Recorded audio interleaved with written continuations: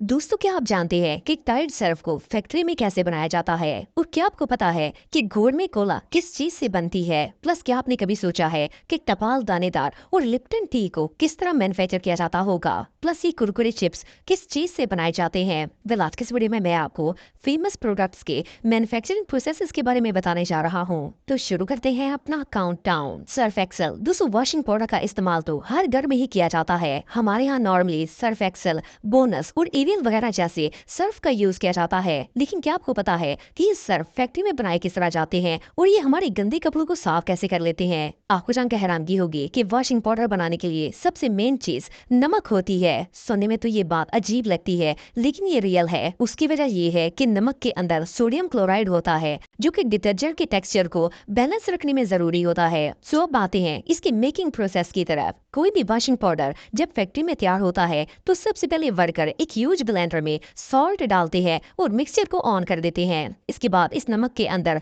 कोलोरेंट नाम का एक ब्राउन लिक्विड डाला जाता है, जो कि कपड़ों के अंदर शाइनर का काम करता है। फिर इस मिक्सचर के अंदर सर्फेक्टेंट डाले जाते हैं। सर्फेक्टेंट असल में एक सब्सटेंस है जो कि सर्फ के अंदर झाग पैदा करने का काम करता है। जब ये तीनों चीजें अच्छी तरह मिक्स हो जाती हैं, तो इसके अंदर पाइन ऑयल डाला जाता है, जो कि कपड़ों से जरासीम का खात्मा करता है। फिर इसके अंदर फ्रेगनेंस ऐड की जाती है और लास्ट में बारी आती है क्लीनिंग एजेंट की। क्लीनिंग एजेंट का काम कपड़ों से दाग धब्बे दूर करना है। ये तमाम चीजें तकरीबन आधे घंटे तक ब्लेंड में मिक्स होती रहती हैं और इसके बाद वॉशिंग पाउडर तैयार हो जाता है। फिर इसे पैक करके डिस्ट्रीब्यूशन के लिए भेज दिया जाता है। बहरहाल जो भी हो, डिटर्जेंट बनाने का ये तरीका वाकई में बहुत सिंपल है। T making. दोस्तों, पाकिस्तान के अंदर शायद ही कोई ऐसा बंदा होगा जिसे चाय पसंद नहीं होगी। चाय चाहे लिप्टन हो, टपाल दानेदार हो या फिर कमर चाय हो, हर पत्ती का अपना ये एक टेस्ट होता है। लेकिन क्या आप जानते हैं कि ये चाय की पत्ती असल में बनाई किस तरह जाती है? वेल, इस प्रोसेस की शुरुआत कमेलिया सिनसन नाम के एक पौधे के पत्तों को इकट्ठा करने से शुरू होती है। इन पत्तों को डायरेक्ट खेतों से फैक्ट्री में पहुंचाया जाता है, जहाँ टी मेकिंग का प्रोसेस शुरू होता है। सबसे पहले वर्कर्स इन पत्तों को एक बड़े से हाल में लाकर जमीन पर खुश्क होने के लिए बिछा देते हैं। इस एरिया में पत्तों पर डायरेक्ट सूरज की रोशनी पड़ती है और ये एक दिन में ही बिल्कुल ड्राई हो जाते हैं। इसके बाद इन लीव्स को एक कंटेनर में डालकर खास टेम्परेचर पर हीट दी जाती है, जिससे इन पत्तों के अंदर मौजूद सारी नमी बिल्कुल खत्म हो जाती है। सिर्फ इतना ही नहीं, बल्कि जितना ज्यादा इन पत्तों को आग पर पकाया जाता है, चाय इतनी ही स्ट्रॉन्ग बनती है। इस स्टेज पर नॉर्मल टी बनाने के लिए पत्तों को अलग कर दिया जाता है और जो पत्ते रह जाते हैं वो पककर बिल्कुल ब्लैक हो जाते हैं, ताकि स्ट्रॉन्ग टी बनाई जा सके। इसके बाद वर्कर्स इन पत्तों को एक कॉटन के कपड़े में डालकर कपड़े को मशीन से रोल आउट करते हैं। ये मशीन कपड़े को इतना ज्यादा रोल करती है कि अंदर मौजूद पत्ते क्रश होकर दानों में तब्दील हो जाते हैं। फिर इन्हें एक हाइड्रोलिक प्रेस के अंदर मजीद प्रेस किया जाता है, ताकि रही सही कसर भी पूरी हो जाए और ये पत्ते छोटे छोटे दानों की सूरत इख्तियार कर लें। इसके बाद इस पत्ती को पैकिंग के लिए भेज दिया जाता है और वहाँ डब्बों में पैक करके ये आप तक आने के लिए तैयार हो जाती है। गोरमे कोला। दोस्तों, जैसा कि हम सब जानते हैं कि पाकिस्तान के अंदर बहुत सी इजरायली प्रोडक्ट्स को बाइकआउट किया जा चुका है। लोग पेप्सी और कोका कोला की बजाय लोकल कोल्ड ड्रिंक्स को तरजीह दे रहे हैं। इनमें नेक्स्ट कोला, गोरमे कोला और इस तरह के दूसरे ब्रांड्स शामिल हैं। लेकिन क्या आपको पता है कि कोल्ड ड्रिंक्स फैक्ट्री में बनाई किस तरह जाती हैं? वेल, ये जो वीडियो आप देख रहे हैं, इसमें एक फैक्ट्री के अंदर सॉफ्ट ड्रिंक्स बनाने का प्रोसेस दिखाया जा रहा है। किसी भी फैक्ट्री में कोल्ड ड्रिंक बनाने के लिए जो मेन इंग्रेडिएंट्स यूज होते हैं, इनमें corn syrup, caramel colour, caffeine और फास्फोरिक एसिड शामिल होते हैं। इन तमाम चीजों को एक खास मिकदार में लेकर एक सिरप तैयार किया जाता है और यही वो सिरप होता है जो कोल्ड ड्रिंक को एक यूनिक फ्लेवर प्रोवाइड करता है। इसके बाद इस मिक्सचर के अंदर प्रिजर्वेटिव्स, स्टेबलर्स और फ्लेवर ऐड किए जाते हैं, जो कि कोला के टेस्ट को और भी ज्यादा इनहेंस बना देते हैं। फिर इन तमाम चीजों को एक मिक्सचर में डालकर मिक्स किया जाता है और तैयार होने वाली ड्रिंक को बड़े बड़े कंटेनर में सेव करते हैं। जब ये सारा काम फिनिश हो जाता है, तो फिर इसके बाद कोला की बॉटलिंग का काम शुरू होता है। आप सब सोच रहे होंगे कि इस कोल्ड ड्रिंक के अंदर जो गैस होती है वो कहाँ से आती होगी? वेल, जिस टाइम ड्रिंक बॉटल्स के अंदर भरी जाती है, तो ड्रिंक डालने के फौरन बाद बॉटल के अंदर एक मशीन के जरिए high pressure carbon dioxide gas भी डाली जाती है, जो बॉटल के अंदर गैस पैदा करने का काम करती है। और इसके बाद बॉटल के ऊपर फौरन से कैप दे दिया जाता है, ताकि ये गैस बाहर ना जाए। इस तरह ये कोला तैयार हो जाती है और मार्केट में सेल होने के लिए भेज दी जाती है।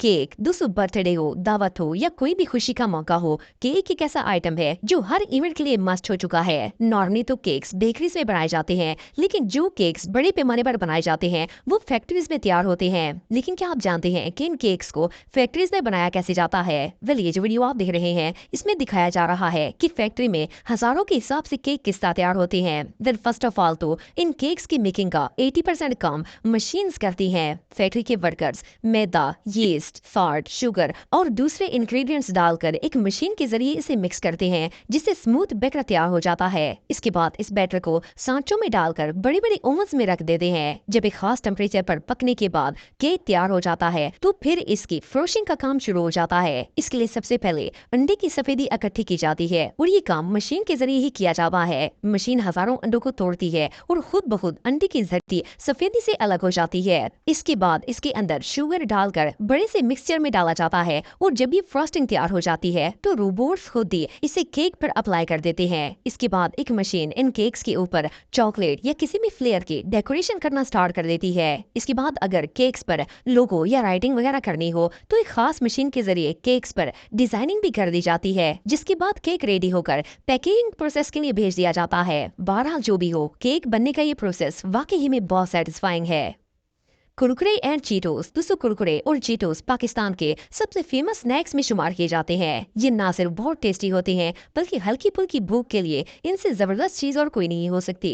लेकिन क्या आपने कभी फैक्ट्री में कुरकुरे स्नैक बनते हुए देखे हैं? वेल, कुरकुरे स्नैक को मकई के आटे से बनाया जाता है। सो इन्हें बनाने के लिए सबसे पहले कई टन मकई को एक बड़े से ग्राइंडर में डालकर इसे पीस लिया जाता है, जिससे ये खुश्क आटे की शक्ल इख्तियार कर जाती है। इसके बाद इस आटे के अंदर यीस्ट और पानी मिक्स करके मशीन के जरिए डो बनाई जाती है। फिर इस तैयारशुदा मिक्सचर को एक मशीन में डाला जाता है, जो इस कॉर्न के पेस्ट को छोटे छोटे पीसेस की सूरत में बाहर निकालना शुरू कर देती है और फिर इन छोटे छोटे कॉर्न पीसेस को एक बड़े से फ्रायर के अंदर फ्राई किया जाता है। जैसे ही ये स्मॉल कॉर्न्स फ्राई हो जाते हैं तो इनके अंदर मौजूद खमीर इन्हें अपने ओरिजिनल साइज से डबल का कर देता है और इस तरह ये कुरकुरे चिप्स की शेप में फ्रायर से बाहर निकलना शुरू हो जाते हैं। इसके बाद कुरकुरे के अंदर मिसाले डालने की बारी आती है। पहले इन्हें कन्वेयर बेल्ट के जरिए एक बड़े से ड्रम के अंदर डाला जाता है और ड्रम के अंदर छोटे छोटे सुराख होते हैं, जिसके अंदर से मिसाले निकलते हैं। इस मिक्सचर में हर कुरकुरे के ऊपर बराबर से मिसाला लग जाता है। आखिर में ये स्नैक्स रेडी होकर पैकेजिंग के लिए भेज दिए जाते हैं और ये फ्रेश कुरकुरे और चीटोस बच्चों तक जाने के लिए रेडी हो जाते हैं।